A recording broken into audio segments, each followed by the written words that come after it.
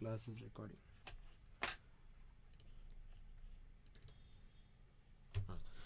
So let's first write down the A major scale. Can one of you people help?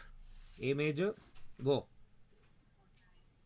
A, This A A, B yeah, go. yeah, A, B, C sharp perfect, D E F sharp G sharp A high. perfect. Okay, so let's first name these intervals using the official Western naming process. Of course, in India, we kind of already know what these are, isn't it? Sa, Re, Ga, Ma, Pa, Da, Ni, and the higher Sa. Why do we say Sa, Re, Ga, Ma, Pa, Da, Ni? Because those are all of our intervals, isn't it? Those are all the intervals which we have. Those are all the intervals we have to deal with. Saregama Padani. Now we have to deal with some of the other names or the Western names for all these things. So let's try and deal with that. The Western names are as follows. Let's study them part by part. Let's look at A2 itself. A2 itself is what we call as a unison. Okay. Then A to the high A is considered an octave. A to the E is considered a perfect fifth or a small p and a 5. Then A to C sharp is considered a major third. So I am going to focus only on these four intervals for now, and let's try and grind them. And while I am doing this, I hope all of you are parallelly doing the same deal in the intervals of C page, which exists only in your book. It will not be in my book. You have to do this now. So I'm giving you a little bit of time now to do this on C. And we'll make a kind of a naming system. P stands for perfect. Big M stands for major. Small m is going to be minor. Minor is coming up shortly.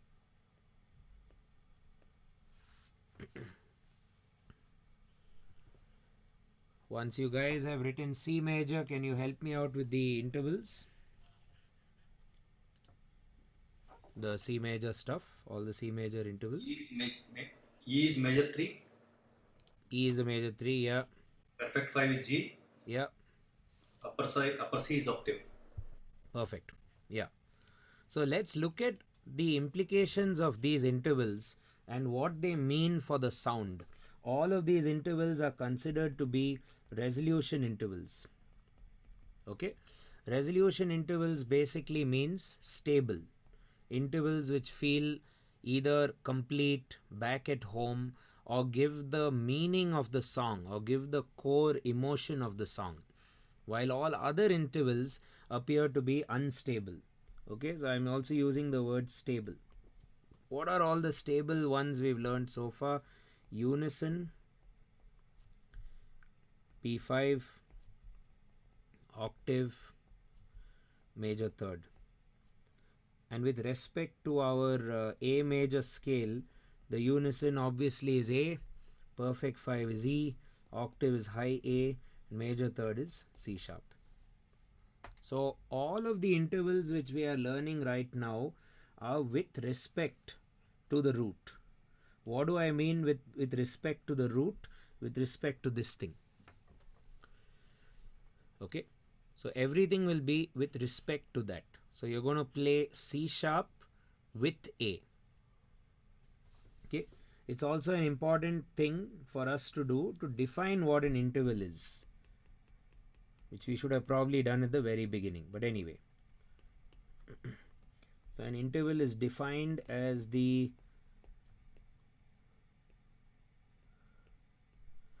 sound or vibe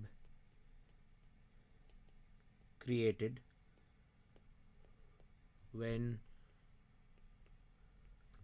two notes collide.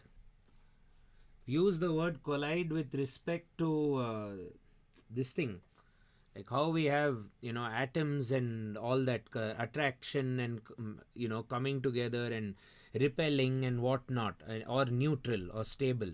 It's pretty much like that. But don't you think you need a minimum of two to make a decision? So whenever you want to say a musical sound is this, or what is a musical sound? A musical sound is by no means this. This is just a frequency which some guy has called D. Okay, this is a musical sound. Or that. Or this. What's happening? I'm merging a minimum of two. So the interval is the sound or the vibe created when two notes collide. How do we measure this vibe? Well, we can measure it in all sorts of ways, isn't it? Okay. These are all the emojis or emoticons which I ever know. Maybe I should learn more, but me writing only 4 is not a function of this being the only thing. There are so many more things you can create. It's just that I don't know any more emojis. So you can, anything you can think of or any vibe you can generate with two notes. For example, A meets this. A meets this. A meets this. A meets this. A meets this. Or this. I hope all of you are at least believing or feeling the fact that it doesn't sound the same, right? Or rather, it sounds radically different. It's like very, very different. So if I come back to the intervals of A major, let's see how they all sound. So if I have to play A meets A, what do? Nothing. So this is the unison. So when A is related to itself, right? When A comes together, sorry. I'm just going to change the scale to A major so that you see all the right stuff. Yes, sorry. So you have A to A is called a what? Unison. So how do you sing a unison? You play a root and just sing the same thing. It's almost like you're replicating the same note. So one great way to practice unison is to do it with yourself. You can just take a note, sing it. Trust me, it may seem very easy, but now the challenge is to randomize it. Go here. Now here's what I would suggest. Before you sing an interval, let your brain digest the sound. It's exactly like eating food. You may enjoy something, but you don't want to put the whole thing in, or you don't want to take an entire gulp. Then you may choke or something. You won't process it as good as you possibly can. So my suggestion is follow a 2 second to 3 second rule. Hear it and let it digest for 2 or 3 seconds. And now sing it back.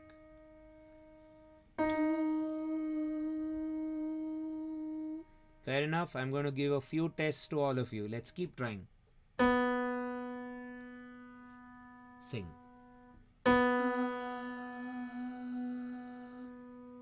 Couple more. Come on. Agreed? Last one.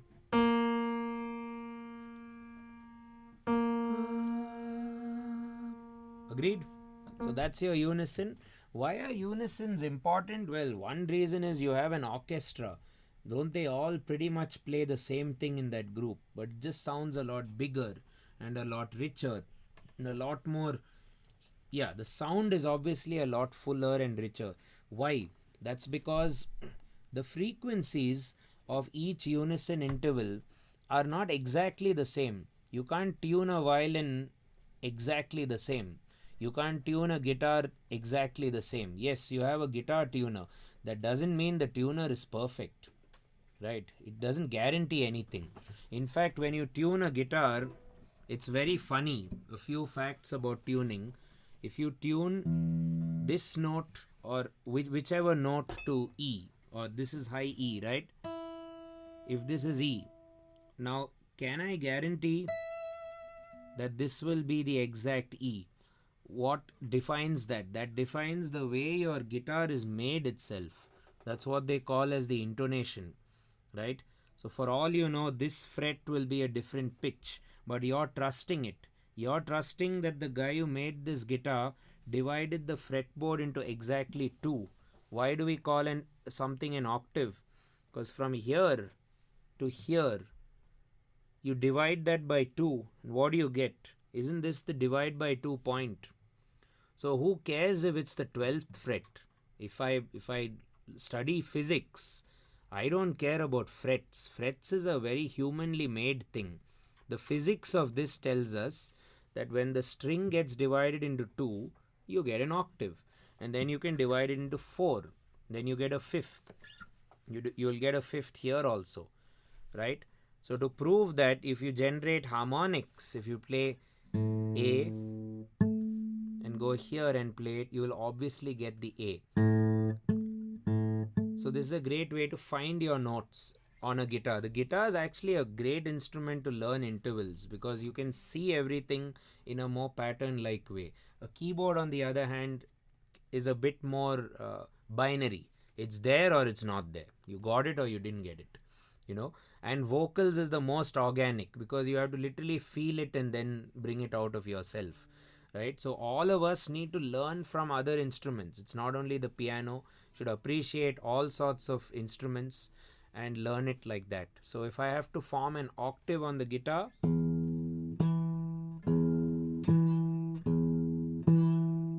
sa sa, but if I want to play a unison, okay, see what's happening.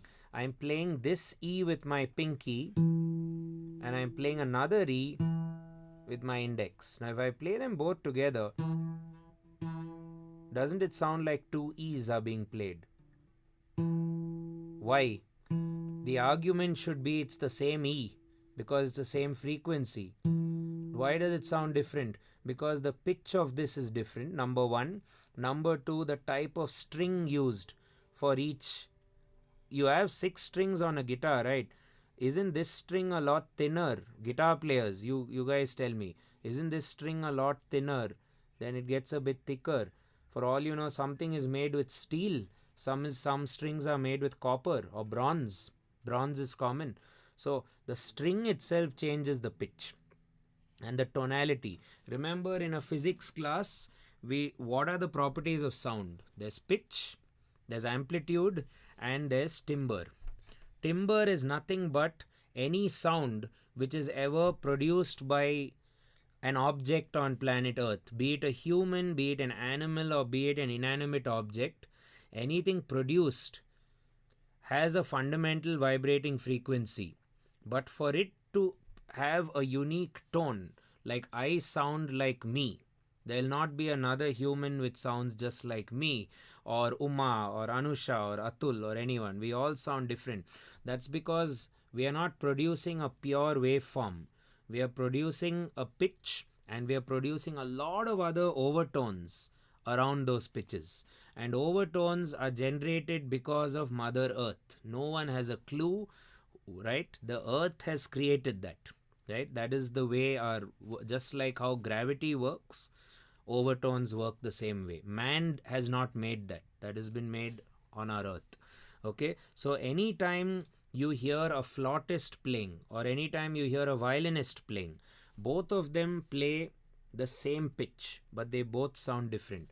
That's because their waveforms are different, and that's because their overtones are different. So you will be hearing a certain frequency, let's say 200 hertz, but then the way it sounds from each instrument will be different, right? That's why a piano sounds like a piano and a guitar sounds like a guitar. And that's why a horn sounds a lot more sharper because its waveforms have more harmonics in them, right? And the waveforms form a sawtooth waveform. So that we'll have to discuss that a bit later. Any of you who are into electronic music production, then we can talk about those things in that department, because there you need to learn a lot about waveforms. And it's also quite cool how people make musical sounds these days. They literally take a sine wave which is generated by a gadget or a software, and then they build on that and build on it further and further to a point that it actually sounds like a piano, right? So for example, the piano sound which I am playing for you right now is purely digital. There is no one who's ever played that before. It's made using an algorithm. It's like a synth which sounds like a piano. Okay, so that's why we need unisons, because unisons also provide a chorus effect. When two things are little different, it gives you a nice chorus sound. So remember, unison is there. Then we have the octave. So how do we generate our octave? Play something, and that's your octave. And you can also remember a couple of songs, like maybe Somewhere Over the Rainbow, which has octaves. You know, somewhere over the rainbow, somewhere, somewhere. So you may need to listen to a few of these iconic songs. I told you Wizard of Oz, which had that song. So that first two notes starting are in fact this, isn't it? Somewhere. Any other song you guys can think of which has octaves in the first beginning part?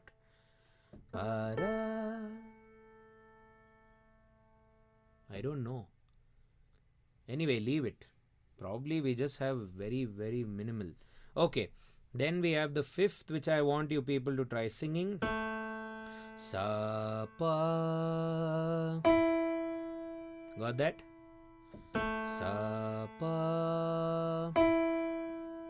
Agreed? 1-5. Another way to remember it is maybe a song like Twinkle Twinkle. Twinkle Twinkle. Okay. Are you understanding what I'm telling? Okay. Then you have also, you can think of certain tunes like maybe the pam pa pa da da da pa pa da da da da da da da dam pa pa bam. Which song am I playing now? Which jingle am I playing? Is it some soap commercial or something else? Star Wars. Ha, Star Wars. Good. Once I actually taught a class where there were about 15 people and no one knew that this was the Star Wars theme. Good. At least this class has some hope moving forward. You have to listen to that Star Wars theme. So should you listen to the Jurassic Park and all these other iconic movie theme songs. It's very, very important to listen to all that, isn't it? Okay. Coming back to our thirds. Saga. This is the major third. And what is the major third from A? C sharp. So this is where we encounter a very important thing in the field of intervals. You need to know the interval. You need to hear the interval. You need to sing the interval. And we need to obviously play the interval, assuming, all of us need to play the intervals. So the knowledge part, I would say, is your theory, right? Me telling you, okay guys, what is the major third of A? What is the answer for that again? Can one of you help me out? Major third of A? C sharp. Awesome. So that's one question. So I may ask you, what is the major third of A? You answer and say C sharp, or else I will say between A to C sharp, or what is the interval which connects A and C sharp? Can anyone help me out again? E. Huh? Incorrect. The interval is major third. What is the interval between our A and C sharp? So this is our knowledge part, the theory part, which is extremely important. Okay? And the theory is a great way of just, you work hard, you get it. It's as simple as that. Okay. Then the hearing part is obviously for the ear training. Okay. and the singing part obviously will make you a better vocalist, and the playing part is where you actually play it on your respective instrument. So I have developed a very unique way which I think has worked for all of my students in about 13 plus years of teaching. You need to practice a problem given to you in the most, what do you say, in the most hostile or in the most real time way possible. You should imagine yourself doing an actual musical activity and then learn. In other words, what I am saying is practicing intervals using apps is useless, or using a book is absolutely useless. Okay, so here's what you do. How many guitar players? Raise your hand. Suman's doing guitar. Okay, Utkarsh is doing guitar. Say, okay, great. So we do have some guitar players. Nice. So if you do, let's say this note. Okay, or let's find A. Okay, this is your A. Agreed, everyone? So now, the first thing you need to be able to do on your guitar is find these intervals. On a piano, it's a bit easy because I can be like, oh, E is the perfect fifth. I just need to mug that up and play it. On a guitar, it's a bit tricky because you have to know that this pinky finger is going to form the perfect fifth. If I play here on this string, this will be on the next string, isn't it? But why not practice this interval while training our ear at the same time? So I could play the Sa, and now I am sort of pressing it, but I am not plucking it because I want to sing that thing first. Sa pa. Now I need to check if this is hopefully that. Sa pa. Yeah. So my technique and my knowledge of the guitar fretboard kind of tells me that yes, this is my E, or this is my perfect fifth. But now, which skill have I practiced? I've practiced singing, so I've developed my ear. I've practiced execution. Well, there's one thing I haven't practiced, which is actually knowing what that answer is in the first place. You need to know that the fifth is E. So guitar students will do this activity last. You'll have to know that E is the perfect fifth only last. Jason, just Yes. for bass also? Yes, Because exactly the same for bass. In fact, for a bass, it's really easy. It's the main reason I chose the bass. It has two lesser strings than the guitar, and it's a lot easier. And I don't know. I also bass players, bass suits my character. Sometimes an instrument suits your personality. Not sometimes, I think all the time. So eventually, if you stick on to a instrument for 2-3 years, I mean, that is who you are. It's sort of like a tattoo. It's an extension of yourself. So if any of you do play, I wouldn't say that the guitar is made for you after 4 months or even a 1 year. I would say if you play the piano for 2-3 years, and if you still enjoy it, and if you're still at it, and if it's part of you, you know, it's part of what you are as an individual, yeah, that's it. You're destined to play that instrument for the rest of your life. And then if you don't play it, you are lazy, right? That's another problem. Okay, so anyway, so you have these intervals. So on a guitar, we need to learn our shapes. So you need to definitely ask your respective teachers on how you can shape these things out on the guitar fretboard. After that, you need to write it down. On a piano, it's, I mean, as the instrument suggests, it's a white and black instrument, so it doesn't get more binary than that in terms of anything, you know. So if I have to find the perfect fifth, number one, I have to sing it. Sa pa. That's the same as guitar, isn't it? But the problem here is I can't press the answer. If I press the answer, I haven't tested my ear. So I'll have to sing Sa pa, which has to be E. If I don't know it's E, it will not work out. So A, E, right? So I've got it. This is how you practice your intervals. Okay, this is the most organic, and if you ask me, also the most fun way to practice intervals. Please do not download any ear training app, absolute nonsense. And YouTube videos for ear training, even the one I've done, I've done a couple. To be honest, I've also mentioned in the video, ear training is you and your instrument. A teacher can't really help you. A teacher can only take you a little bit forward. So all I have done is I've told you the approach. Hopefully I've shared the approach to practice the subject.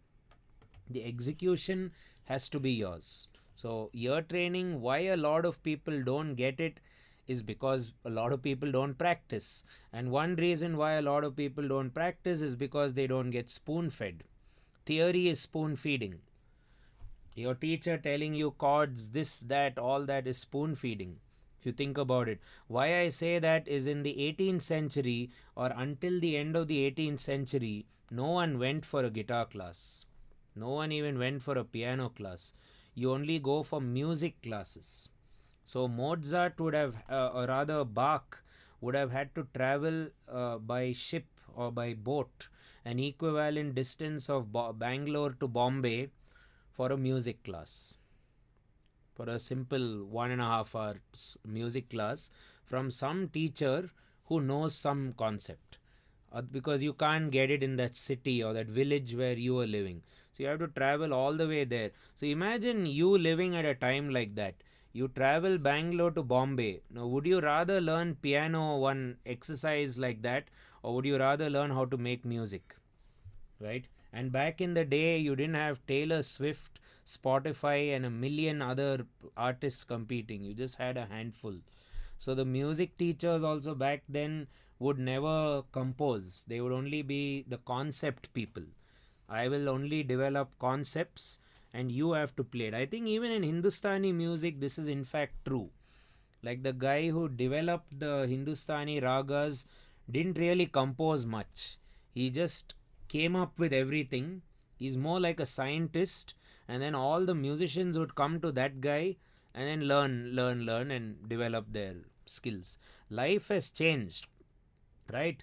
So don't brand music classes as saying, oh, I'm learning the guitar. I mean, that is ridiculous, because in a sense you can do a lot of guitar learning on your own. Your teacher is just a tool or a guide to help you jumpstart or inspire you to pick up your guitar or bass or keyboard every day and use it, I would think, right? So that is definitely a higher value than a YouTube video. Because a YouTube video, you don't connect with that particular individual. So you should use your teachers also from a more personal effect, or for a more personal touch, where you get them to also tell you how they practice, how they go about the discipline, because those are the real things which matter for music. Okay, coming back to intervals. So how do we practice them? I've told you, this is what I call like a 3D or a three-dimensional way to practice anything. I even practice rhythms like this. So I like a 3D approach when I'm practicing.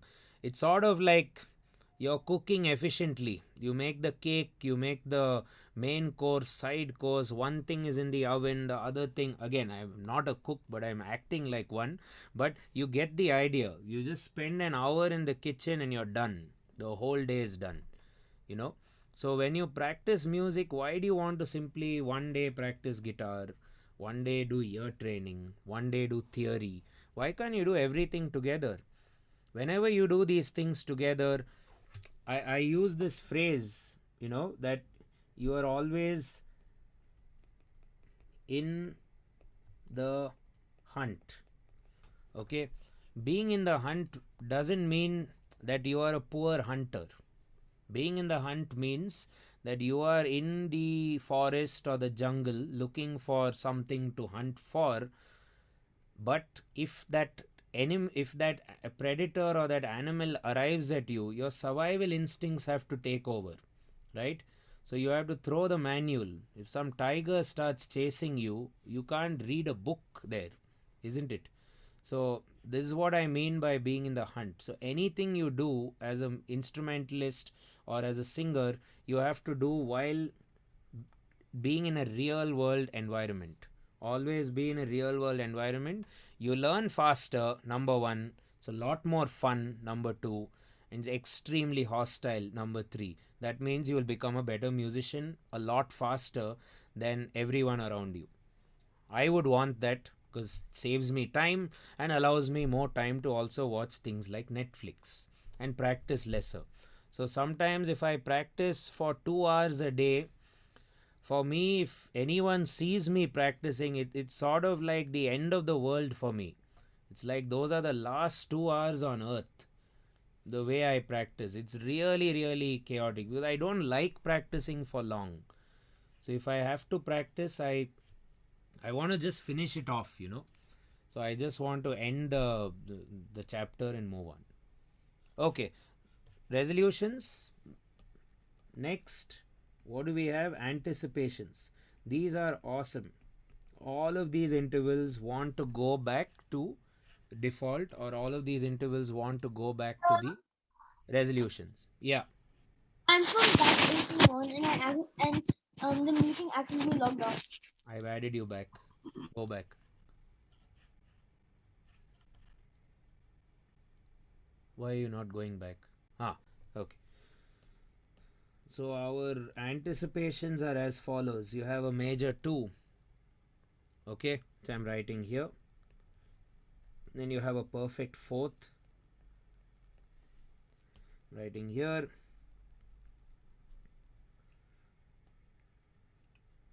Then you have a major 6th.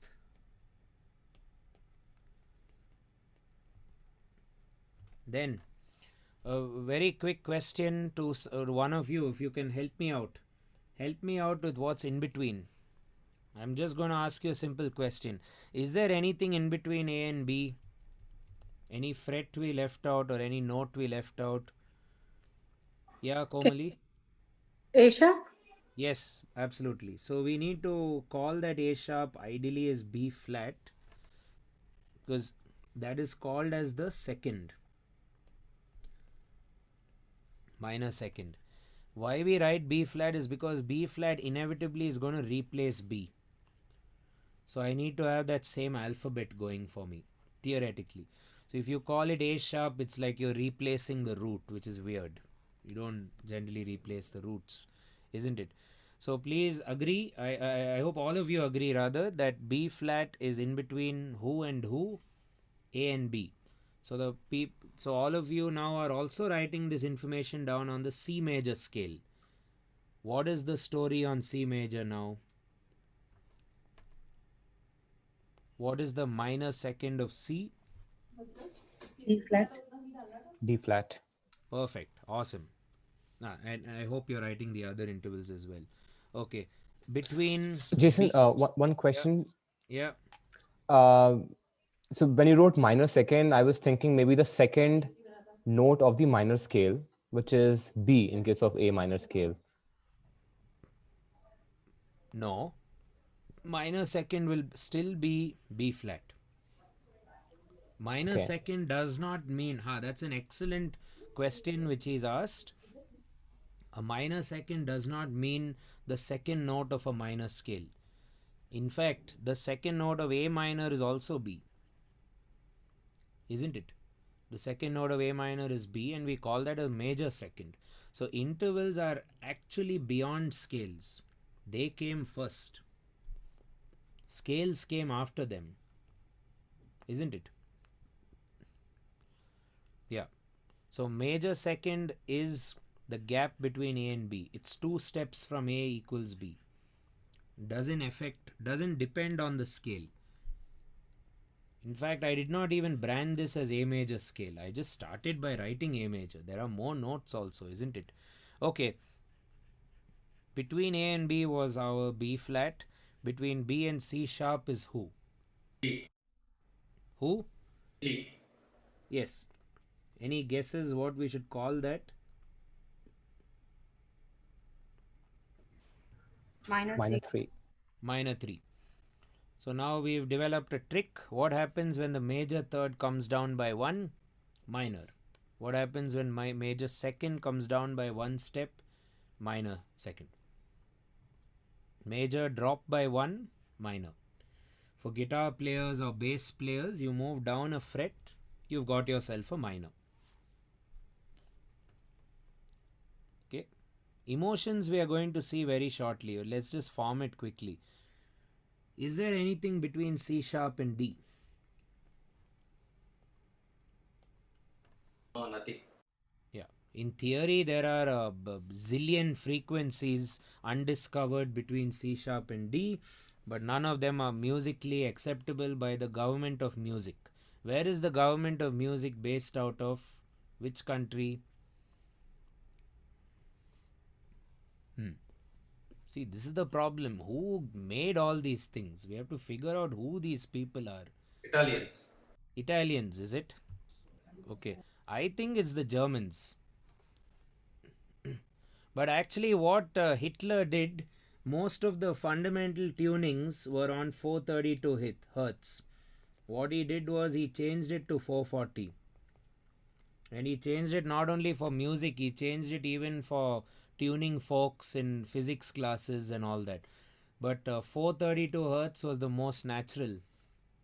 And then during World War II, he changed it along with the scientists. So actually, this 432 is how Bach and all the guys pre the World War II were composing music. From World War II, it got changed to 440. So anytime you mess with that, everyone will say there's something wrong with you. Or people change it for copyright issues, like a lot of Michael Jackson songs, where instead of playing it exact A, they detune the tape. So the tape changes to something else. Okay, you can do that in a lot of ways. Okay, what is between C sharp and D? As most of you said, nothing. Okay, what is between D and E? Who? Yeah. So we call that as D. Now here I don't know what you should actually call.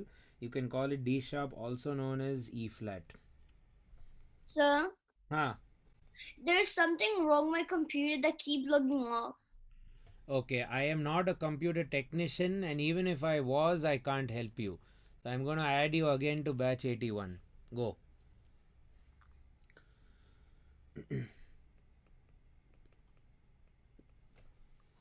This is what we call as a tritone. D sharp is a tritone. Can even call it as E flat. We are going to see very shortly that all of these have a different vibe or a different emotion. Any questions so far? Are we clear so far? A major, A scale, we wrote.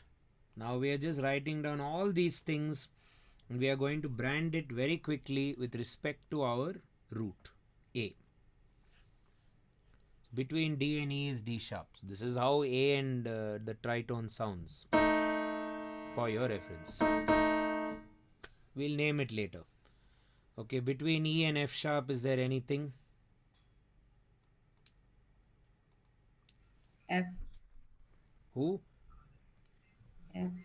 Yeah. We call that a minor sixth. F is the minor sixth of A. Don't think for any moment that F is called a minor sixth. No, F is the minor sixth of A, because A is my main note. A is the center. A is the home. So, Yeah. so any note between the perfect is a tritone?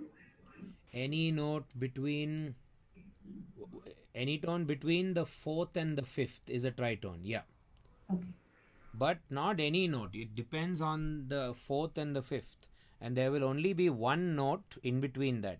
So for C, can anyone help us out? Explain what is the tri? G sharp. G sharp is unfortunately wrong. F sharp. G flat. G flat. F sharp. Yeah. G flat is 100% right. What do we call G flat as well? Huh? F sharp. Yeah, exactly. Done. I think we have one more and we are pretty much done. So between F sharp and G sharp is who? Yeah. What do I call it?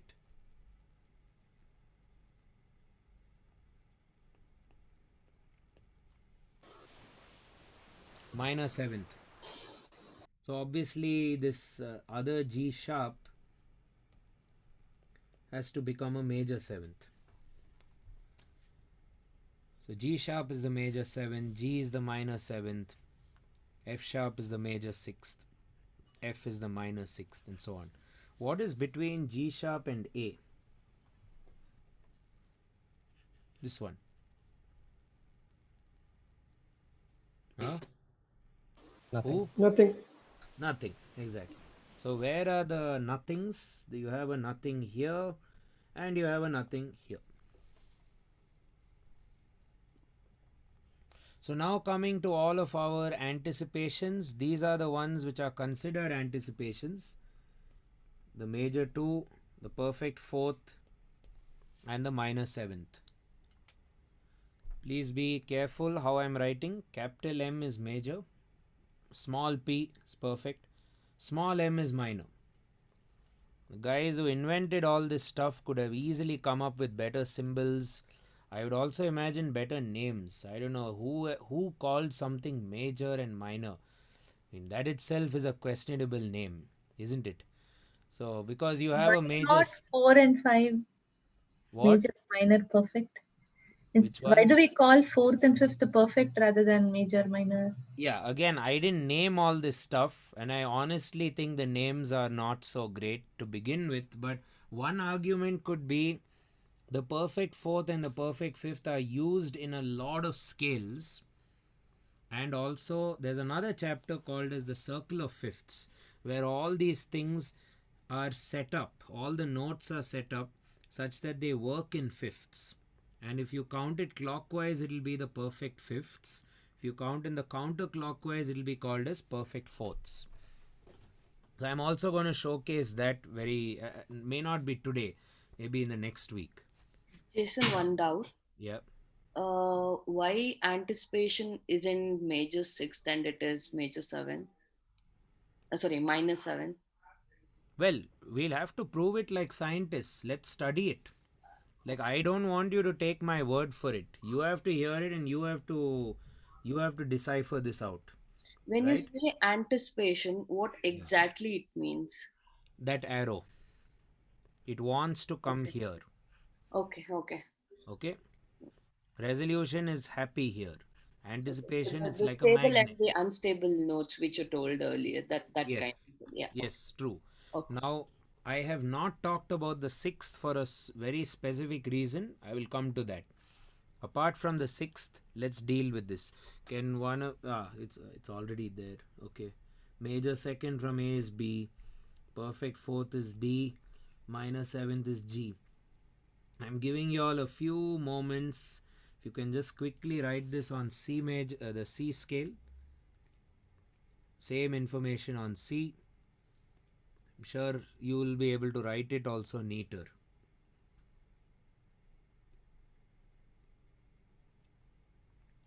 Now after you do C, one of you could just tell the answer.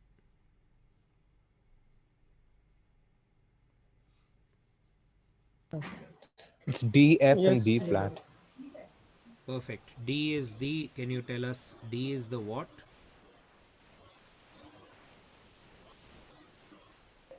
D is the major second. From C only, right? Yeah. Then proceed. F is the perfect 4. Yeah. And B flat is the minor 7th. Done. So you guys are doing that. You all are writing it on C. 7. Hopefully you've got D as the major 2, F as the perfect 4th, and B flat as the minor 7th in the C scale. Okay. Now what does one do? We have to play this and prove that it is true, hopefully. So great way to practice intervals on a keyboard would be to play the sa in as many places as possible.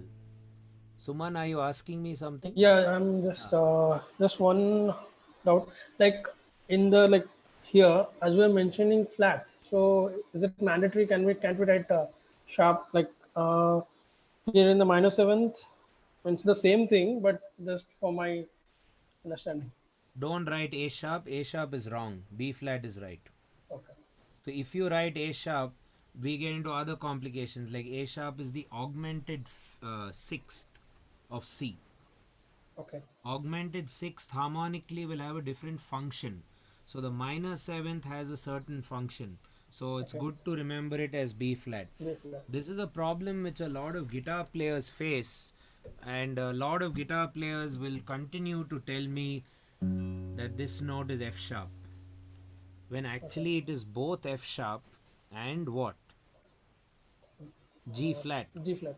Now, why do you guitar players call this F sharp? It's because you like to move like that.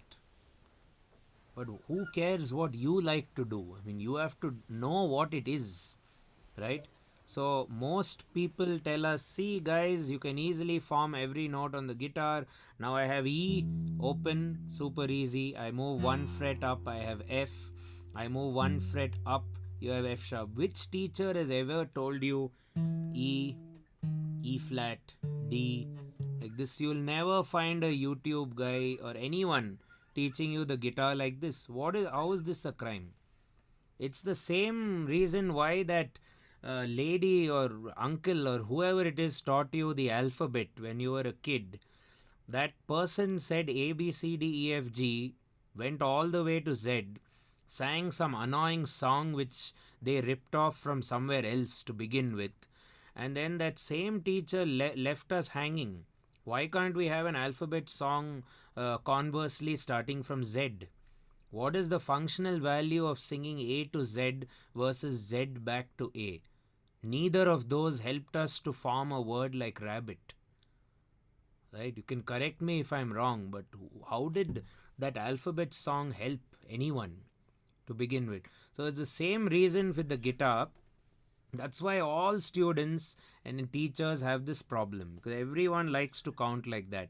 That's like the teacher trying to teach you A, B, C, D, E, F, G, because they have to. But then eventually, if they have to teach you words, that whole thing which they taught you earlier is useless, isn't it? So, yeah, the guitar is a very strange instrument because it can be learnt in so many ways, and 9 out of 10 of all those ways will be wrong. So that means like in all the major scales, like for interval, like it will have only flats. Means in the like No. minor seven or No. means we can't write sharp. Is it something like that? No, it need not have. It could also have sharps. For example, if you take the D major scale, Okay. you may encounter a lot of sharps. If you take the E flat major scale, Okay.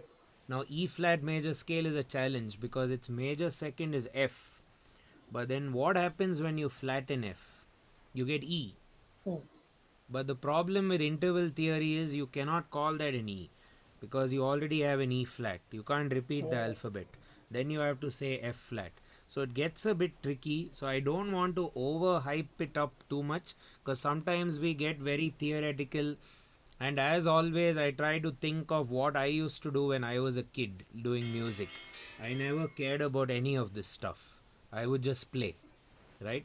But we need to know the value of intervals. The value of intervals is, yes, we have to hear it.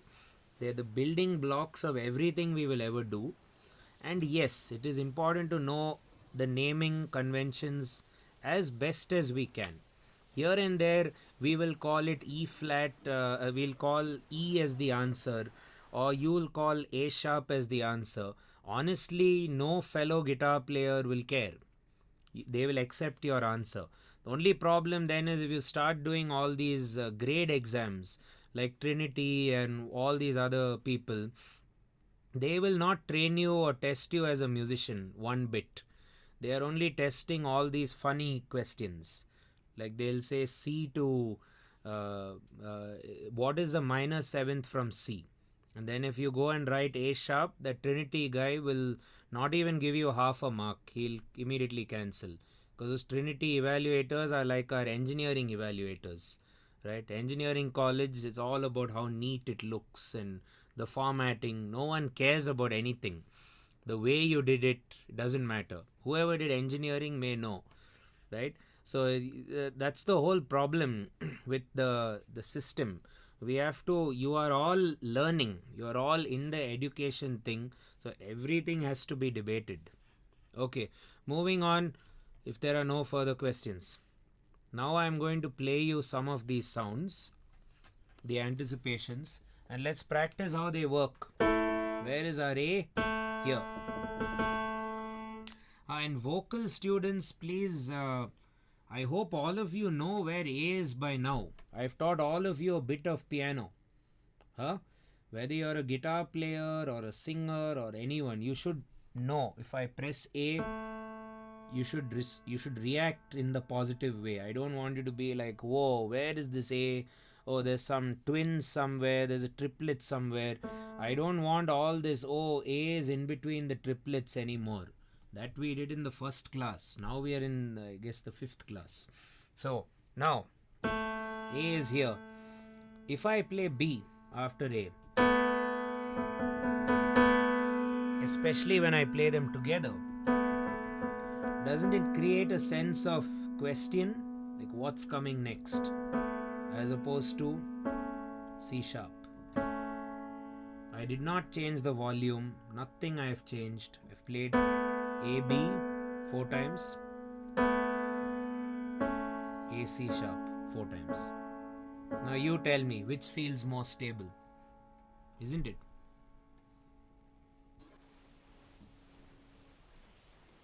So B seems to want to resolve there, because if this is resolved, and if humans generally want to feel stable at some point, you know, that excitement cannot be there for 100% of the life. So you have to be relaxed for the most part, which is why we sleep. So you go here, you can, this is a bit boring, but to make it more exciting, you do that. The excitement can't be for too long. It's like having an ice cream. You can't have too much of it. Actually, I can. But then if you have too many ice creams, or if you are presented with like 1,000 ice creams, you may start hating ice creams only to begin with, which is horrible. Anyway, so you go A, B, resolving to A, C sharp. Sometimes you could also do A, B, going back to the Sa. So great way to practice will be just have a play around with these 3 notes, and these 2 are what? Resolutions. This fellow is a anticipation. So play around with that and weave all 3 of them into your study. So I could do, I can make melodies. That's exactly what I would do. Just compose tunes which have these 3 notes. So let's build a couple of options. Maybe Ga Re Sa, Sa Re Ga Re Sa, Sa Re Ga, Sa Re Ga, Ga Re Ga Re Sa. You see, I'm always playing these a bit longer. Now the beauty of Western music is I could even make this one a bit fancy. I could land here, but if I do Sa Re Ga, Sa Ga Re, see, if I land on the Re, doesn't it sound a bit question markish? Sa Ga Re. I'm sure you'll all agree. It's like we have not reached the end of our story. So what I could do is change the chord as well, which we are going to learn shortly, probably in this class itself. Sa, ga, re, re, ga, sa, ga, re, sa, ni, sa. I've just tried to use only these 3 notes. So first thing I want you to do, if you want to learn your Re, if you want to learn the B, you need to do it with Sa and Ga. This is a challenge again which a lot of students face wrong whilst using ear training apps. The ear training apps usually are never designed like this. And I've actually tried all of them, and I've had students say, sir, I've practiced all exercises in this app. I've gone to grade 8 or level 8, I've done Trinity also level 8. I have 8 certificates. I don't want you to teach me year training. And then if I tell them this one job, they can't do it.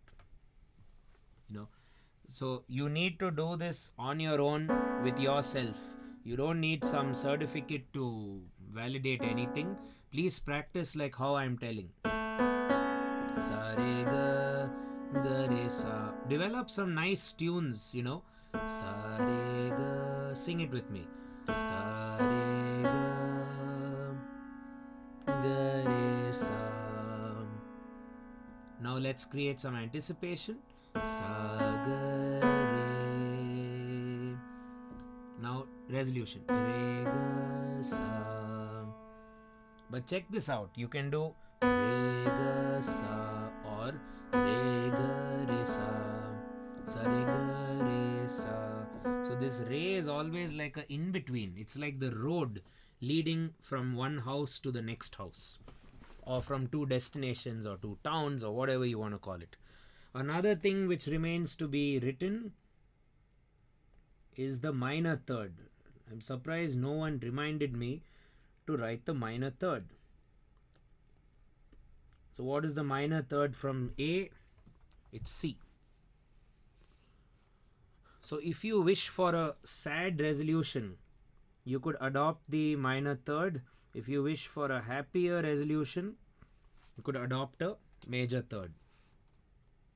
And when I say sad resolution or happy resolution, we agree that sadness and happiness are both resolutions, are they not? Or in other words, a sad emotion or a happy emotion are nothing but stable emotions, right? If you take the example of you writing an examination, right? Initially you may be excited or scared or perturbed with, you know, where maybe you didn't prepare that well, or you're damn excited that you studied so hard. And that's where I hate going to an examination hall early before the exam, because I see all these friends so confidently smiling while I have just studied the previous night and I'm trying to read that textbook, at least get 20 pages into my head before the exam, right? But then during the exam there's also some fear, but then after the exam again there's some fear because you're waiting for the results. So the actual resolution happens only after the result, if you think about it, right?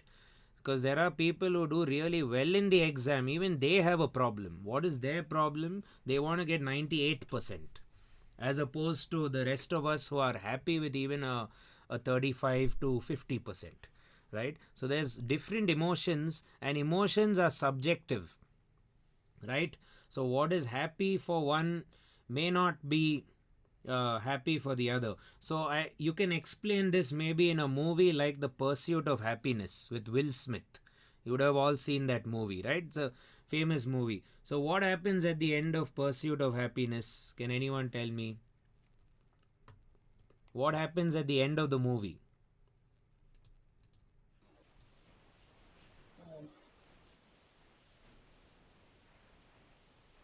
What? It's simple. He just gets a job.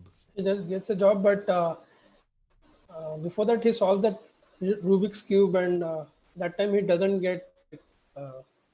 Means at the end he gets the job, but in between means he's kind of dicey when he's solving that Rubik's cube. No, this is some other movie. This No, is sir, that- Pursuit of Happiness, where Will Smith, Will Smith, lives yeah. with his son on the streets. And I think I'm saying some other. yeah, maybe Will Smith or acts in all these sort of movies. But anyway, at the end of the movie, he's got a job. Now, for most of us sitting here, getting a job may be awesome. Wow, cool. I've got a job. But for a lot of us sitting here, maybe it'll be about which job. Which job allows me to be a bit more relaxed, or, you know, have more time for my family, or more time to, you know, chill out or relax. So you'll debate which job. Some people will figure out, okay, which job gives me more earning, which job allows me to travel less from my house to the workplace. So you decide. But for Will Smith in that movie, I got a job only is more than enough. Wow, my kid is there, the wife is gone somewhere, so I have to manage the boy. So because of that, he's so happy, and you can see that at the end of the movie, right? So major third is like you've accomplished something. Minor third is like, yeah, you've resigned to the fact that you failed in the exam. It's okay. Result is there. It's come out. What can you do? You've lost a year. That's it. But at least it's resolved. Right? Right? So you can develop this around so many scenarios. Like, for example, a shark in the movie Jaws. Perhaps after it finished off a human, we could have heard this music. Because the shark is very happy. Or maybe the human was not big enough. So the shark is sad. While in the actual movie, they play this. Because this is from the point of view of the human getting eaten by the shark. So they show you from the human's perspective, it's scary. But then from the shark's perspective, it's awesome. Isn't it? So it also depends from perspective, right? So you can explain emotions. Well, the point of view is very, very important. And why I am saying all this is because intervals and chords, which is the next chapter, is very, very linked with our imagination. If our imagination doesn't go loose, if we are not attempting to be storytellers, we can't make great music. It is impossible. So whether you're a beginner or an advanced person, it doesn't matter. Your mind has to be conditioned a certain way to be creative, and you have to think of stories. That is what you need to think. I am making a song. Who's my actor? What is he doing? What is this song about? These questions will then allow you to choose corresponding intervals. Like if I played you this set of music, you know,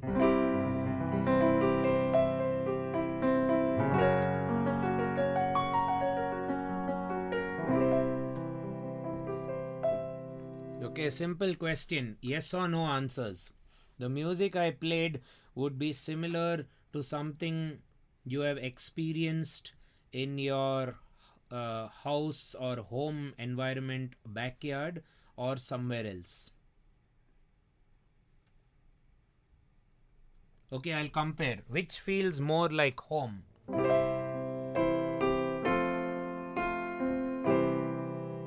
Or this?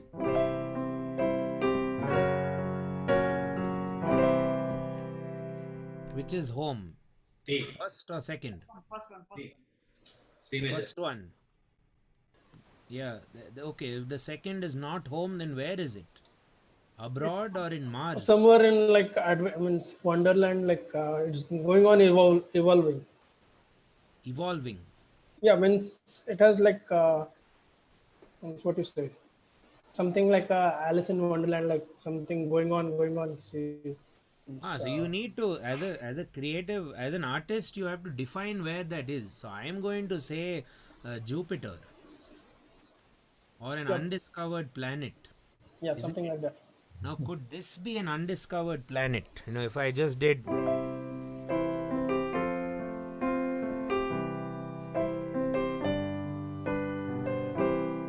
Or could this be an undiscovered planet?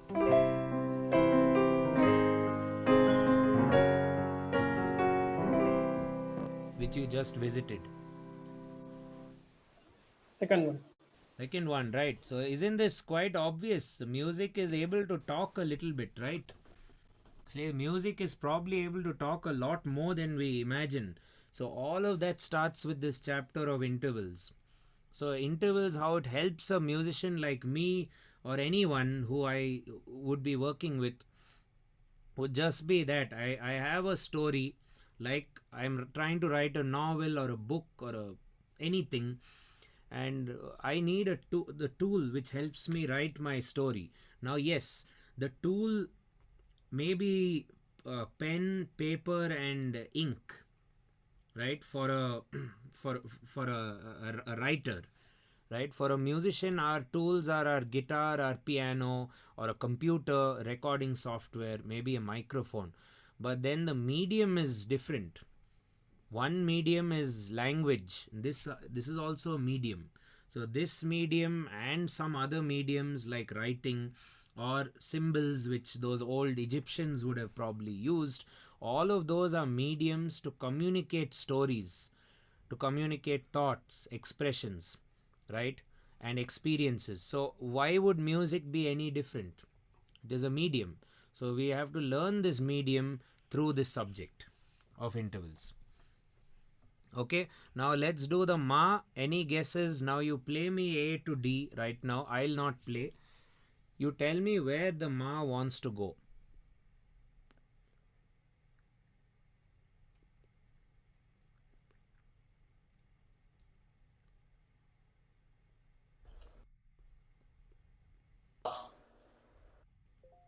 What? Pa. Maybe. Okay, anyone else? Ga or pa? Fair enough. So usually we prefer the ma to try and go to the gas. That makes it more emotional or more drastic. Let's see how it works. Again, you feel that instability, right? Resolve it to sa ma ga. So I want you to practice the fourth also like this, not just hang on the ma. Sa ma ga. Sing that with me, everyone. Come on. Sa ma ga. So A D C sharp. Now let's try the Komal Ga or minor third. Now if I say Komal Ga, it means Western minor third. As learners in this classroom, we have to learn everything, right? And a lot of the Indian trained musicians, there are a lot of you, can obviously correct me whenever I'm wrong. That's why I love teaching with the Indian music symbols, because I also learn while doing it, because I learned the Indian theory a little later. Okay. Sa ma ga. Feel it? Resolves, but it resolves sadly. Sing. Sa ma ga. One more time. Sa ma ga. Okay. Happier resolution now. Sa ma. Now don't play C sharp, sing C sharp. Sa ma C sharp. Hopefully I am right. I am right. So remember to practice these equations also three-dimensionally. Don't simply try singing, then try this, try that. And this will really help you as a vocalist. Number one, if you're a vocalist. I actually developed this by teaching vocalists itself, because those guys were not bothering with their theory. So I told them, see, now I'm going to teach you piano, and now you will prove to me that your theory sucks, right? Because you have to know the note. So vocalists, please practice with the keyboard. If you know guitar, fair enough, practice with the guitar. There's no requirement that you have to do it with piano or whatever. Do it with some polyphonic instrument which has a sound which you can check, and sing and then check the thing with the instrument. Moving on to the minor seventh.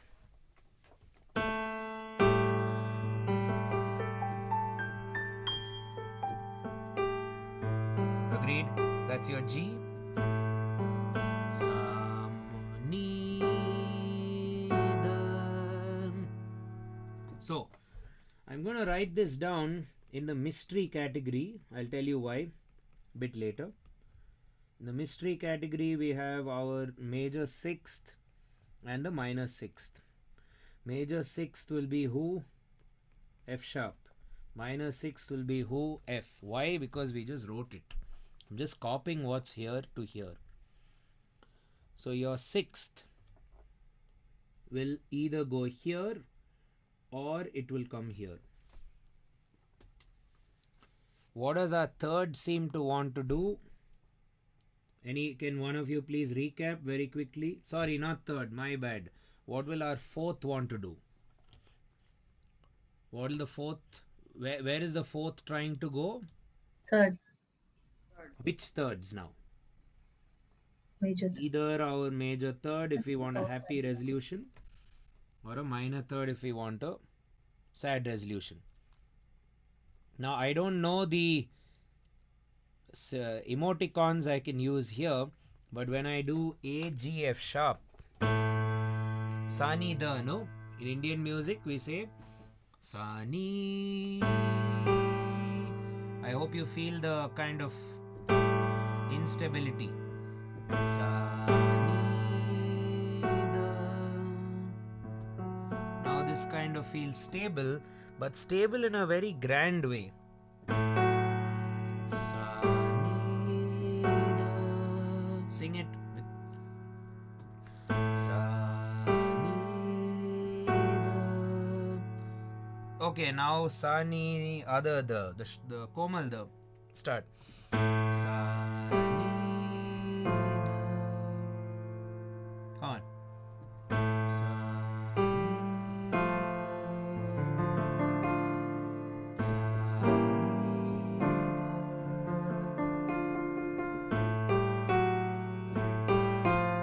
Practice that. Got it? So sama ga or sa ni da. Write it down in your practice, in your book, things to practice. Sama ga you should do very well. Sa ni da also we should try and do very well. Agreed? So re can either go to the ga or it can go back to sa. So re has two possibilities. And last but not least, I'm not going to teach this much in the class because, to be honest, it is very tough. And it is not something you need to know as a newcomer to music in any case. So I'm going to just state it. These are amazing intervals, but maybe a bit tough to sing. One is the minor 2. Then we have the tritone. See, whatever's remaining. We have the major 7th. Okay, minor 2. This tritone, this major 7th, this.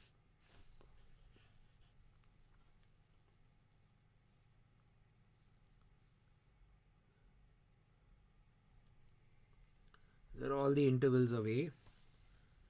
Now a tension is just something which remains a tension, right? It doesn't have that magnetic thing which wants to lock to something. It just feels highly unstable and tense.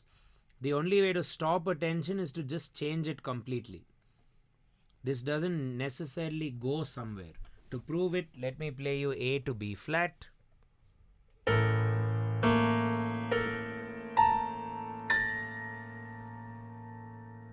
Right? Where would you have found this familiar? Have you heard this sound anywhere?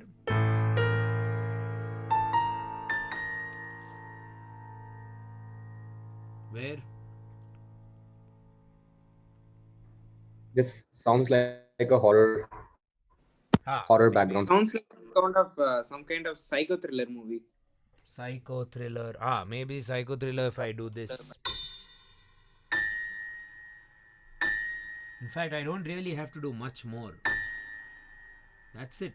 Now you can ask for your payment. That's it. I've composed it. So why would this not work for Tejeshwar's psycho thriller movie? Okay, then you have the tritone. It's again very like chaos.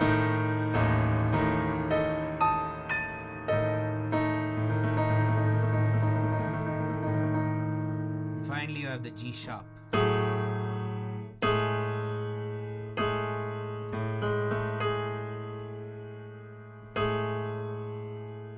Just tense in a different way. It's not horror, but I don't know what to call this really. It's a tension, but what kind of tension? Just I like an can't- ending credit. ending credit. Okay. I don't know. Anyway, let's just leave them at test tensions, unexplainable. Now, why I have called the 6 as mysteries is because they could also be resolutions. If I played A and F sharp together, doesn't sound too bad, isn't it? I don't need to resolve it. Agreed? Or I could resolve it to the pa.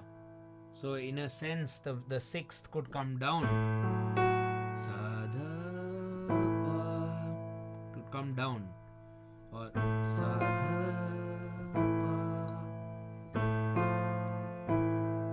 But if I do 7th, sa ni, now this feels like a resolution. Sa ni dha, now this feels like a resolution. That's why I've put it in the mystery department, because this could come back to a resolution, or this anticipation could come to this. So it has two emotions.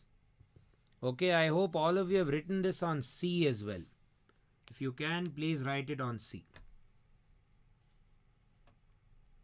Have you done on C?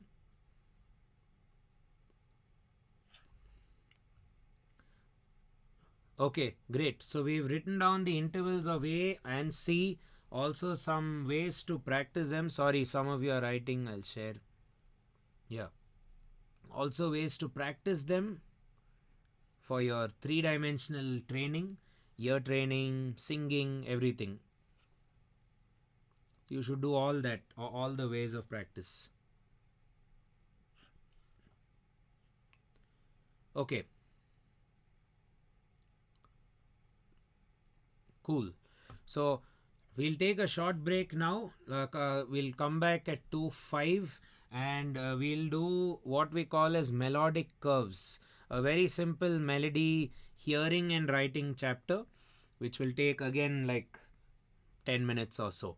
Okay, so we'll restart in exactly 5 minutes, and those of you who have any doubts regarding your assignments, you may ask any of the doubts regarding the assignments. I myself will also sort out the folder while we are at it. Which batch is this? 83. Yeah. Okay, so whoever is going for a break, please go for the break.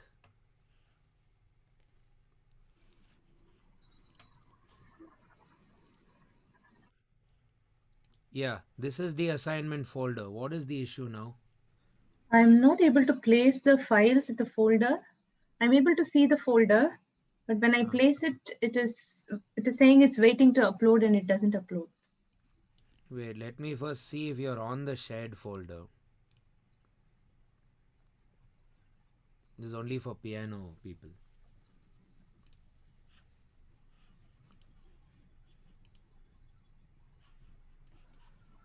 One sec, this Google always takes its time.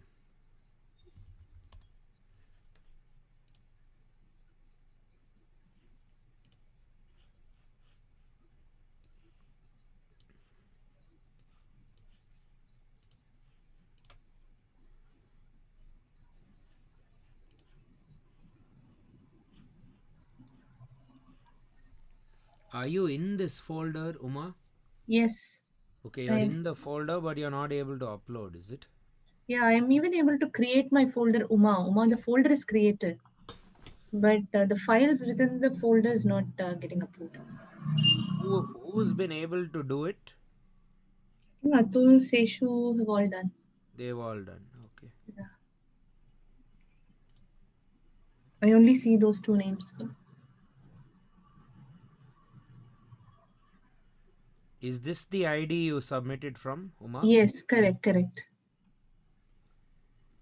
right. Okay. See, so you have as many privileges as me, the owner.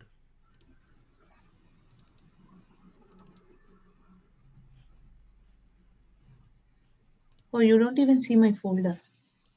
Yeah, I don't see a folder. See in my thing. I don't know if it is visible So to can you. you do this from a laptop? I'll try to do that. Oh, but I So will not what have you my. need to do, piano students or any student, you need to put a folder. So not upload folder, sorry, new folder. Call it by your name, and inside of this you will upload your files. What I'll additionally do is I'll share this folder also with you. Uma, any chance you're trying to upload using your mobile phone? Yes, I am. It doesn't work, is it? Yeah, so no, it actually works with mobile phone also, but by default, the Google Drive app has a setting where it only allows upload use on Wi-Fi, not on the I'm on not on. Wi-Fi. I'm on Wi-Fi. Yeah, that that I'm on. I don't know. It actually happened with me once. Okay, you try with the laptop, everyone. Yeah, I'll do that. Before I'll do that. submitting assignment. And the Yeah. other thing I see in terms of piano, for instance, Atul, Seshu, and Angelina have submitted. Unfortunately, those of you who have not submitted are on the borderline of scoring 0. Example, a person like Ria. Oh, Ria's in some other batch, correct. Why is Ria in a batch 83 class? My internet went. Okay, go back to your class. I'll come there first. Eat your lunch. Why can't you eat? How to go? I'm sending you. Okay. Now you go. Have you eaten your food or what? Yeah. Ah, eat, relax, and then come. Okay.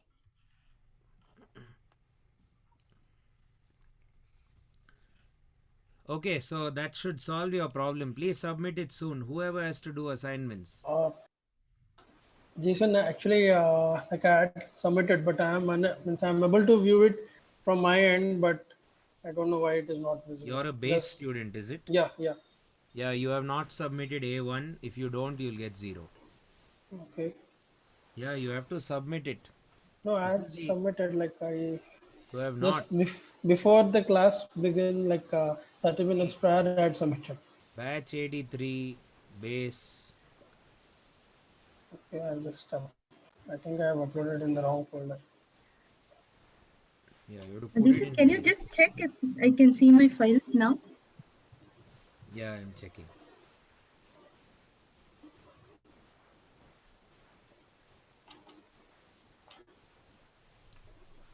Suman.biswal 11. Yes, sir. Yeah. Yeah, that's you. You're on this folder. Okay. You're very much on the folder. Okay, just now I was.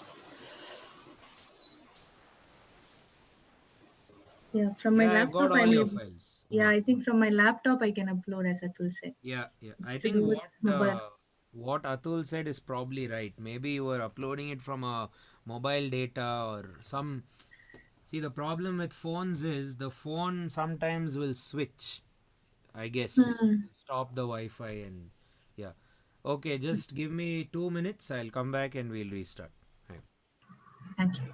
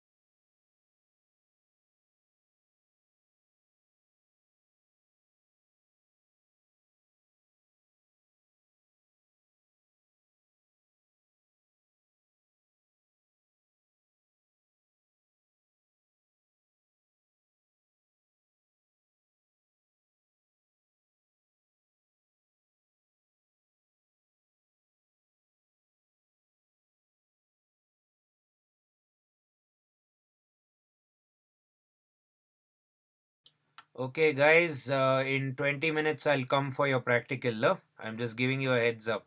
So submit your written stuff very, very quickly. If you have written, please send your PDF files. I will await your practical in what? Yeah, 20 minutes. If you want to eat, please eat.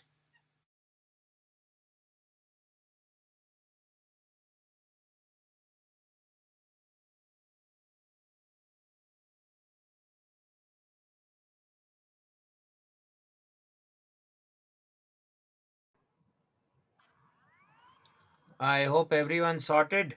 Make sure you submit your written and practical stuff. Whatever you're going to show me in the practical, please submit it to the school. So while I'm evaluating you, I will see your PDFs. Okay, I have 20 more minutes for that other lesson.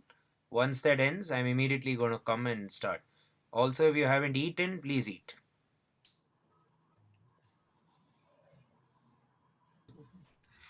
Sir, we need to submit a practical class too. School ID music at the rate nathanielschool.com. Practicals also. Yes, in the practicals you would have had to write some stuff, right? Yes. In the practical you would have had to write something. Whatever you're writing, you put the whole thing together and perhaps use the help of an adult in your house. Okay, sir. Thank you.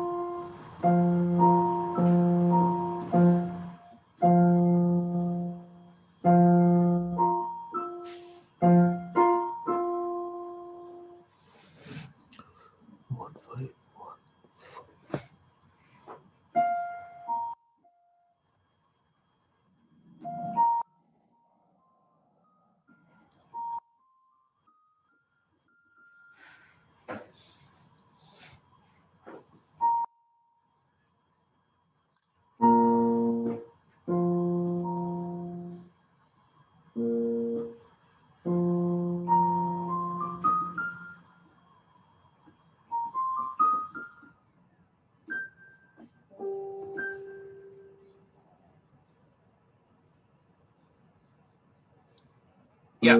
So moving on, let's hey. Oh, sorry, I'm in the room.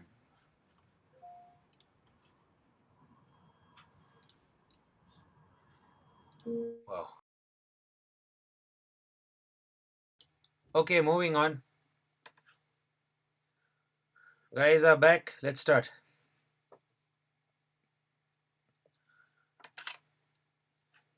Okay.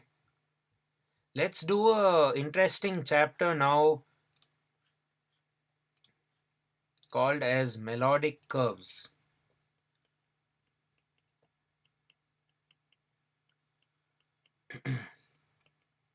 Okay.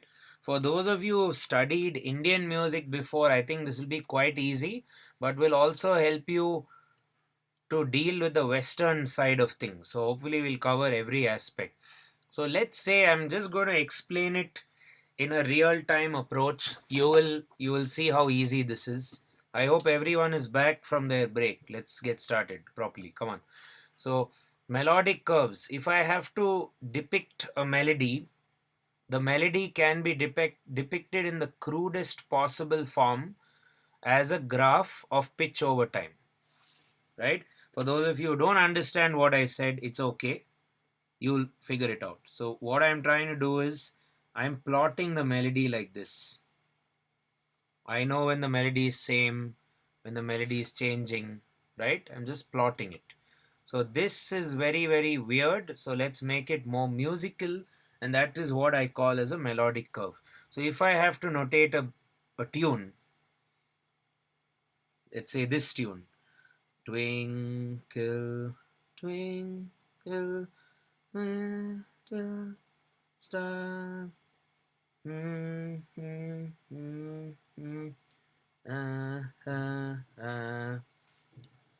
Okay, can anyone kind of tell me what this is doing? What am I doing in the melody right now? What does this shape mean? Anyone? Yeah, Atul. I can talk about the x-axis and y-axis. Please do. Yeah. X-axis is the time. In a way, it tells you the beats, and the y-axis is the pitch. Are The any of higher. these measured in an exact way? Any of the axes are given in a very fixed, exact way, or is it crude? They seem to be linear at least. Like, yeah, it's might not be drawn with a ruler, but at least they look linear. Yeah, Utkarsh, sorry. I think they can be quantified in terms of frequencies. In terms of frequency, make it a bit simpler. In other words, do you all agree that there can be only three ways of depicting pitch between two notes? This depiction, and finally this depiction. Can anyone tell me what these three depictions mean? The first one shows the pitch going higher, second one shows it going lower, third one is showing that it's sustaining. Yeah, not sustaining, we can just say same. Okay. So let me give you an example of all the three. This could be an example of high. Agreed? Okay. All high, no?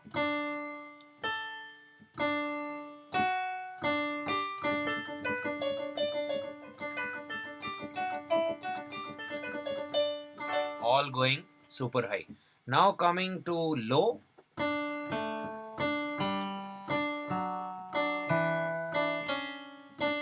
Even that's low. Low, low. Okay, then coming to high. With respect to that. And what about same? This is why I drew the melody as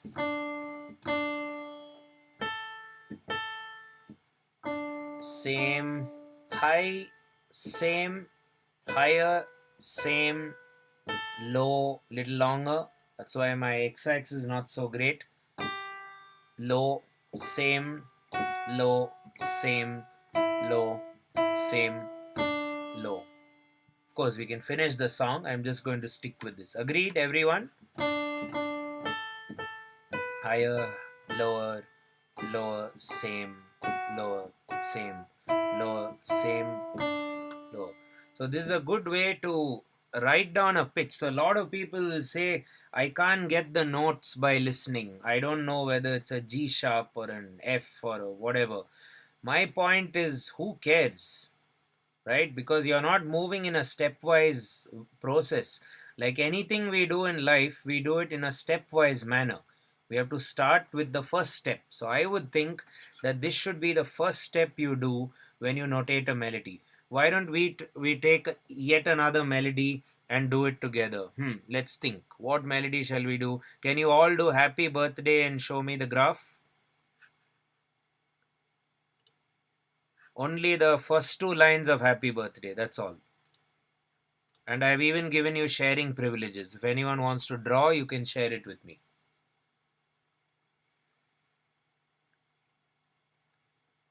At least one volunteer should draw.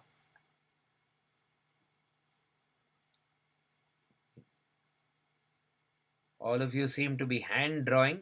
If one of you could digitally draw, even better.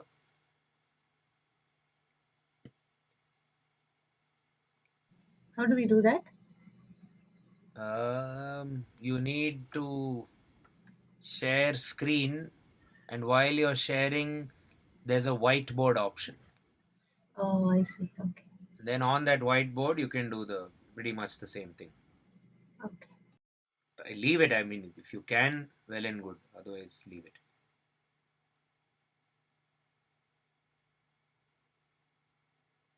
Done? Anusha, getting it?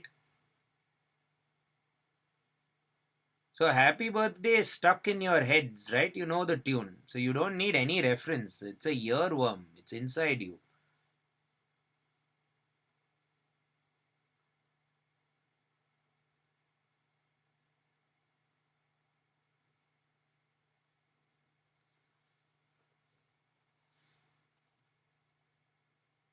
Atul.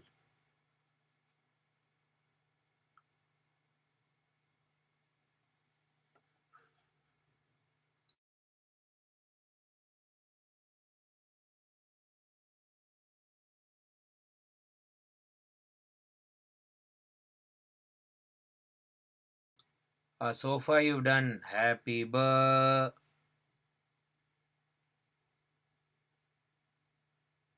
Happy birthday. You have to finish the song. Who's finishing the song? Who's drawing? I have no idea. Okay, Seshu. Tang ta dang tang tang tang. Tang ta dang tang tang tang. Perfect. Awesome. Utkarsh's melody. Wow, this is an eyesight tester for me. Okay, Utkarsh is doing happy birthday to you. Happy birthday to you.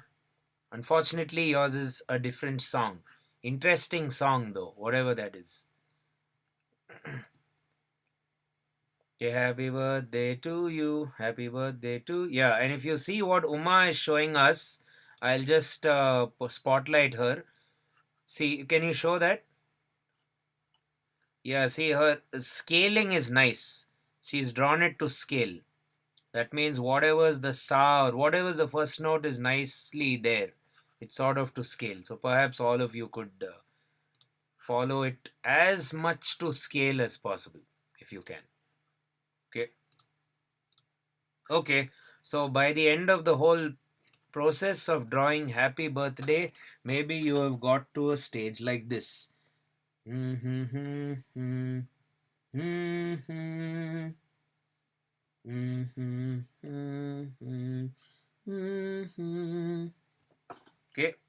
so almost all our melodies can be detected like this, and after we've got the melody going, after we have notated whatever it is we have to notate, I'm going to try and move it forward. It's just a stepwise process. So if you do happy birthday to you, happy. I'm sure we all agree that the word happy is the same pitch, isn't it?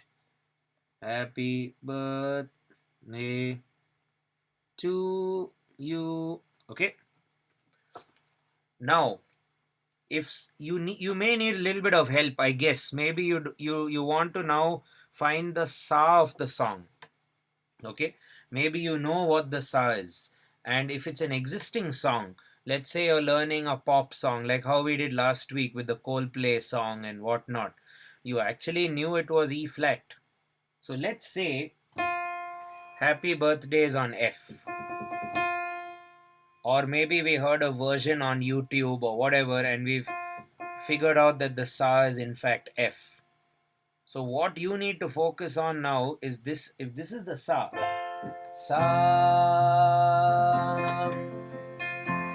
and if I start happy, was that the sa? No. Sa happy, sa happy, sa happy. What is the starting pitch? Happy, sa happy. Usually the first note of the song is not going to be the sa. It need not be. So any guesses what the first note was? Sa pa 1-5. So this is a process. This may take some time, but you could try by trial and error. You could do something like pa pa dha pa sa ni pa pa dha pa. Then what happens? High re. Agreed? Pa pa dha pa sa ni pa pa dha pa re sa. Now maybe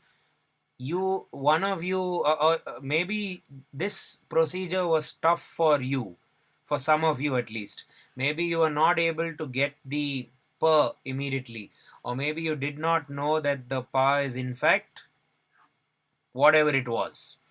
But maybe you're getting the absolute pitches. Maybe you figured out the fact that it's C, C, D, C, F, E, C, C, D, C, G, F.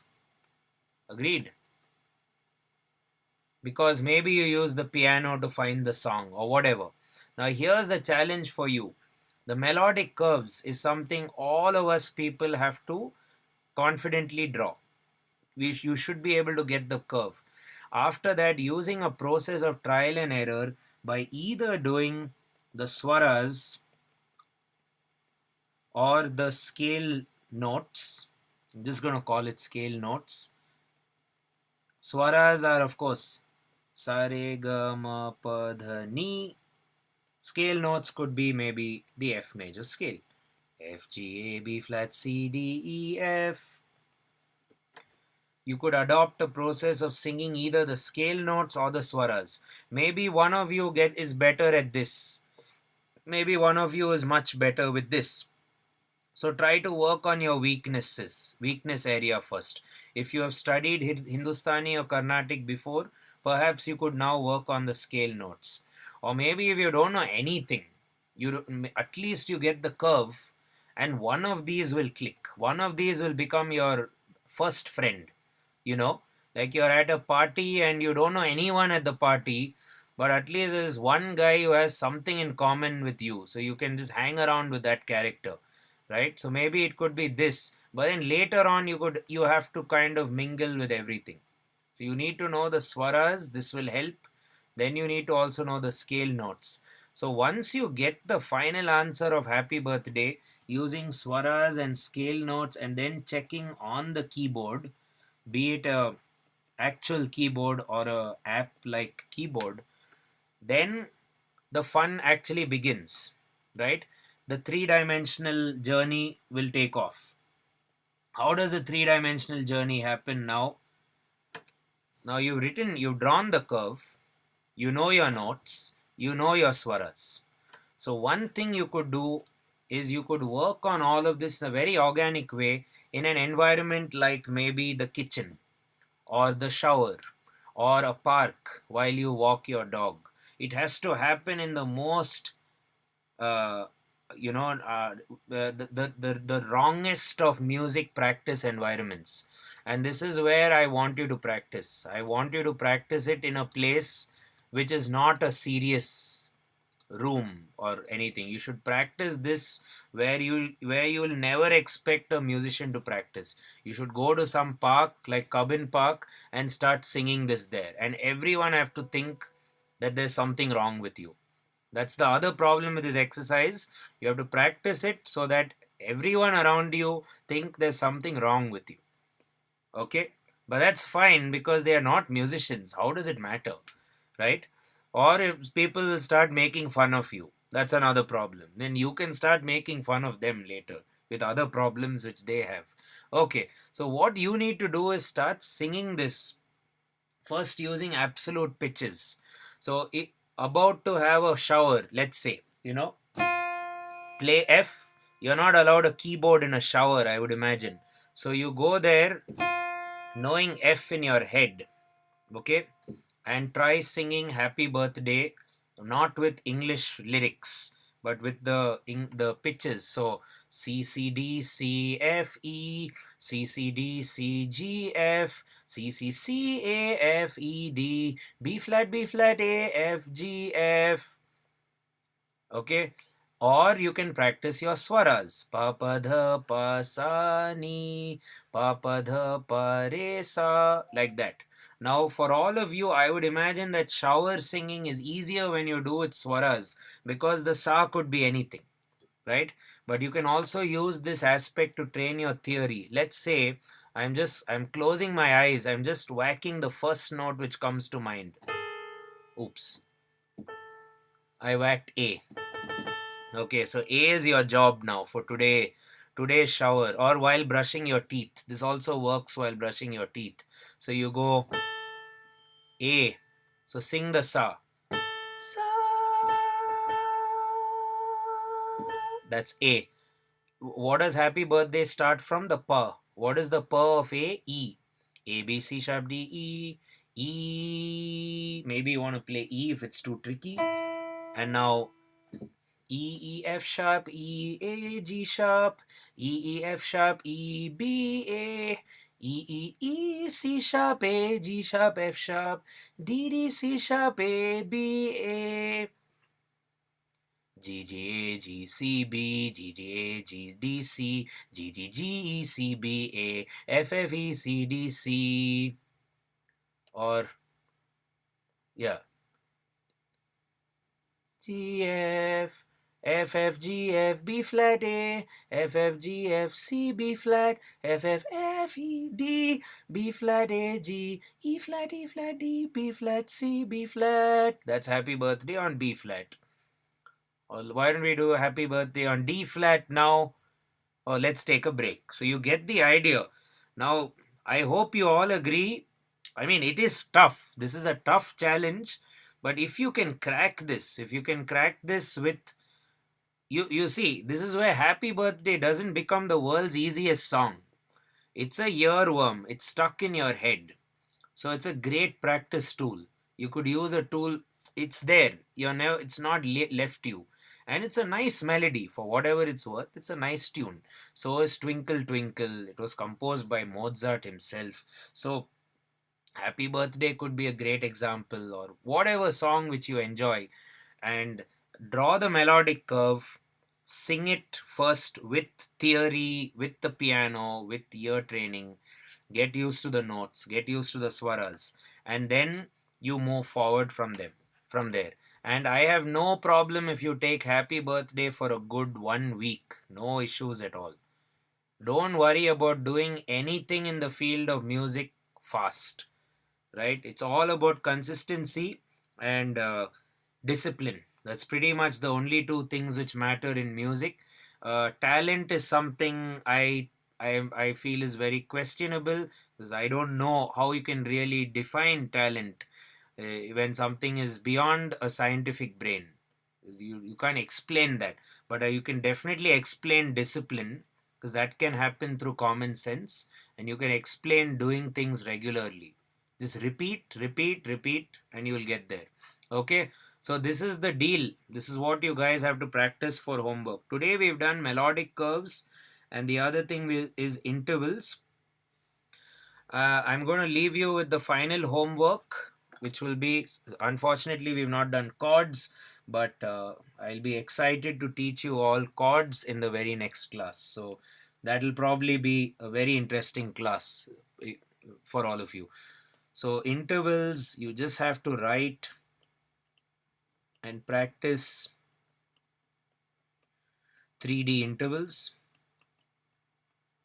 Also, I'll be sharing a YouTube video. Watch that YouTube video first. It'll be a very good revision, and I've also taught a couple of additional things.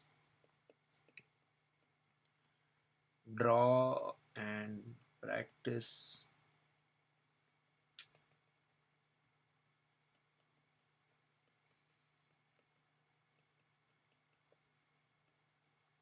Melodic curves of any three of your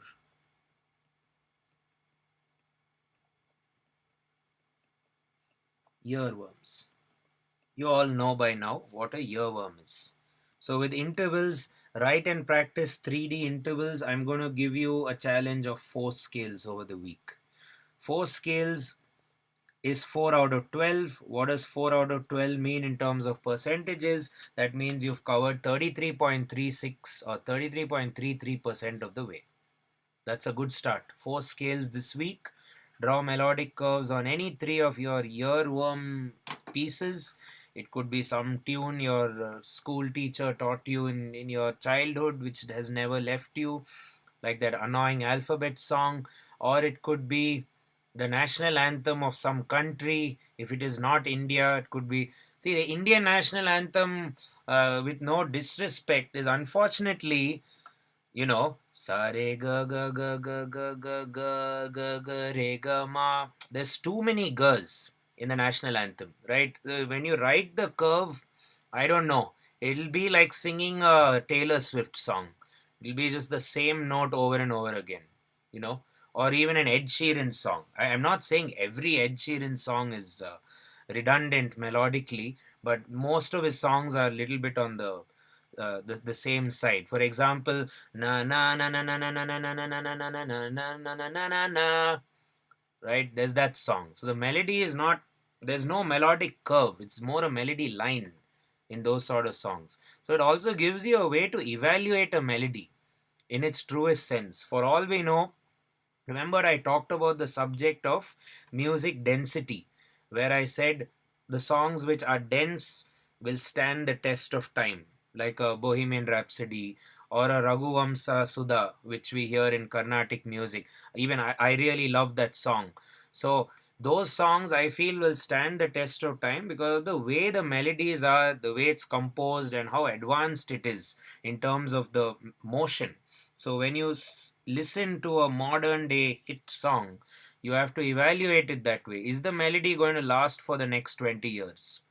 If it is not, probably the melodic curve is like that. One line, little bit of dipping, but it's just a flat line melody. If it is not a flat line, then it, for all you know, is a very, very interesting melody, like Somewhere Over the Rainbow, which has clearly stood the test of time. It is continuing to be covered by thousands of artists on YouTube every day, to a point that one of you, I think, told me it was covered by some Hawaiian guy playing the guitar. Then I told you where this started. In American street theater. It started back in the day, right?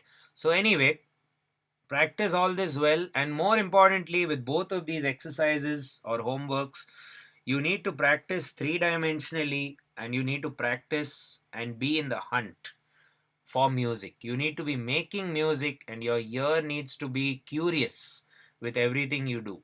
Don't practice like a job or like a chore. Practice wherever you want, in any room in your house. I don't care if it's a chaotic atmosphere around me, no problem. You can practice anytime. So that's how it should work. So cool. Enjoy the week, have fun, and I will see you guys in the next class. A couple of announcements which we have.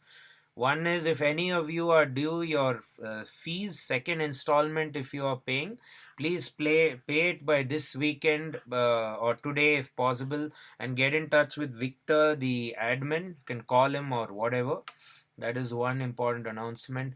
The next announcement is we are doing a lot of these Christmas themed classes. I'm doing a Christmas course where we are analyzing some great Christmas music. So try and join. I'll send you the poster very shortly. It's almost ready. By weekend, we'll send it. And for pianists, we are doing a Christmas piano 2-class series. Just a 2-class session. On only playing Christmas songs. So I'll teach you the right hand, left hand, various patterns, and this is for both beginners and advanced students. So if you have any friends who also play or who want to learn, they could try and check us out or see how our school is by probably doing these 2 modules, the Christmas workshops. Okay, so check out that, stay tuned about that, and practice your theory really well, and please discuss your doubts on your chat groups. If you have any doubts over the week, I see some of you personal texting me.